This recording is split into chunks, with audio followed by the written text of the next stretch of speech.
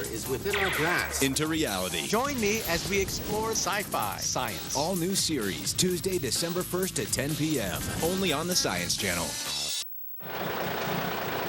This is one of the most evocative images of a bygone age. Called Eureka, it's one of hundreds of locomotives that helped build a country.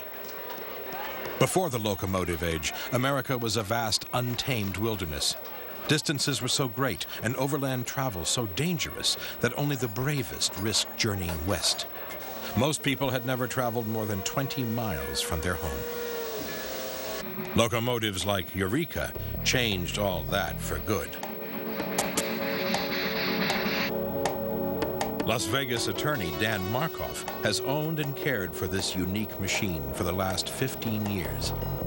Each year, Dan transports his precious cargo here to Durango, Colorado, to run it on the Durango to Silverton narrow gauge railway. Eureka was built in 1875 by the Baldwin Locomotive Works in Philadelphia, Pennsylvania. It ran originally on the Eureka and Palisade Railroad, which was a narrow gauge in north central Nevada. The locomotive is named Eureka after the silver mining and cattle mining town of that name out in central Nevada. It was a very popular engine because of the way it could handle rough track in the American West and in other parts of the country as well, but particularly out here.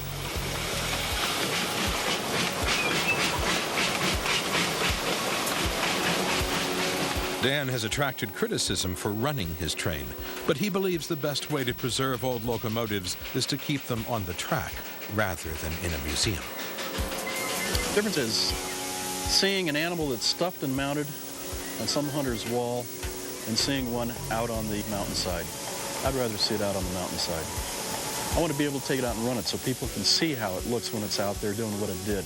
And it's not just some musty old black and white photograph. I want them to be able to see how beautiful these pieces of machinery really were and how they helped build our country.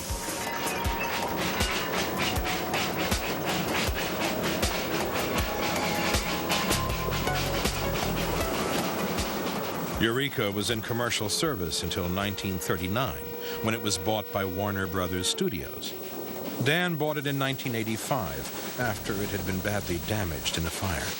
I took it upon myself to restore it to its early appearance from the 1870s, and that took about 6 years. Started in 1986, wrapped it up in around 1992.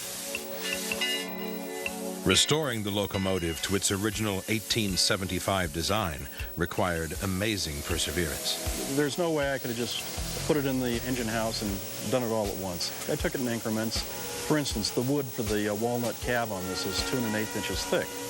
But the sawmill that heard I was doing it gave me the best price in the world one could ask for walnut. So it made things like this possible. Whereas if they didn't, it would have taken many more years. They didn't give it to me, though. Another problem for Dan was that some of the locomotive's parts did not exist anymore. Oil-burning headlamps are obviously a thing of the past. So getting a hold of them is rather difficult. Collectors who have this particular style lamp just don't let go of them.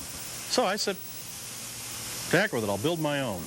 And I took measurements off of a headlamp up at the Nevada State Railroad Museum in Carson City and at the Colorado Railroad Museum up at Golden, Colorado, and built my own.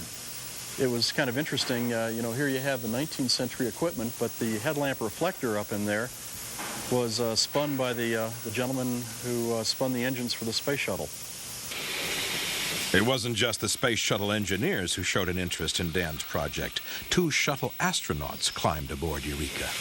It was amazing. When both of those gentlemen were inside the cab, I couldn't get it out of my mind that here's the guys who are flying the most high-powered tech stuff that we have going in the world, sitting in basically what was the space shuttle for the 19th century as well.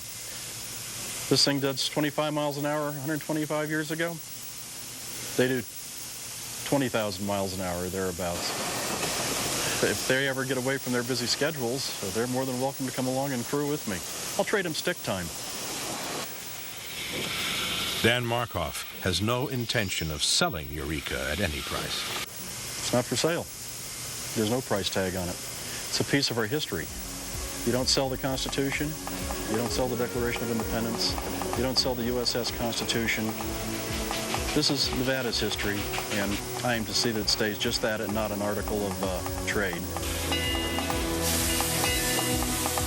By the end of the 19th century, global railway building was at its peak. No engineering challenge was too great. Even the heart of Africa became a destination on a train schedule.